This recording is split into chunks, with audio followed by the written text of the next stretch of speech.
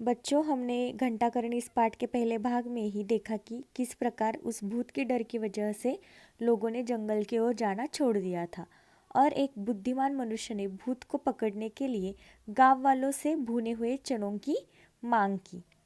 आगे पाठ में क्या होता है यह हम देखेंगे। चलिए पाठ का वाचन करते हैं। लोगों ने उसका कहा माना।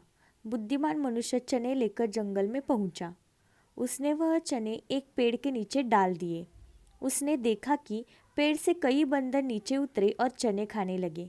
उसमें से एक बंदर के हाथ में घंटा था। उस बंदर ने घंटा फेंक दिया और चने खाने लगा। बुद्धिमान आदमी ने घंटा उठाकर नगर की राह ली।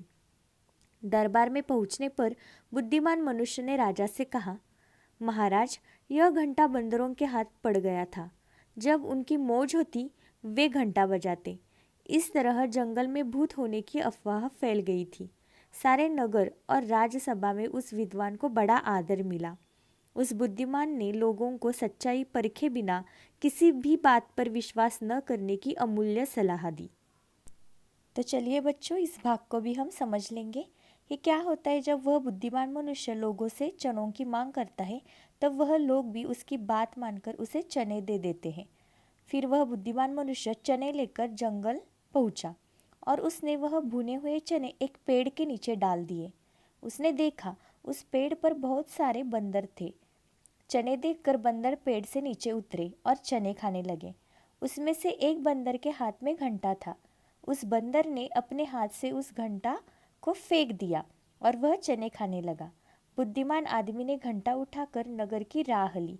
राह यानी रास्ता, यानी वह नगर की ओर चल पड़ा। वह दरबार पहुंच गया। तब उसने राजा से कहा, यह घंटा बंदरों के हाथ में पड़ गया था।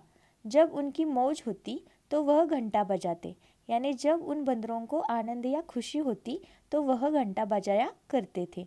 और इस तरह जंगल में भूत होने की अफवाह फैल गई थी, यानी खबर फैल गई थी। यह जब बात सभी ने सुनी तो सारे नगर और राज्यसभा ने उस विद्वान को बड़ा आदर दिया। उस बुद्धिमान मनुष्य ने लोगों को सच्चाई परखे बिना, यानी सच्चाई को जाने बिना किसी भी बात पर विश्वास न करने की अमूल्य यानी अनमोल सलाह दी। तो बच्चों, इस कहानी से हमने क्या सीखा कि किसी भी बात को जाने बिना या उस बात में कितनी सच्चाई है यह जाने बिना किसी भी बात पर विश्वास नहीं करना चाहिए।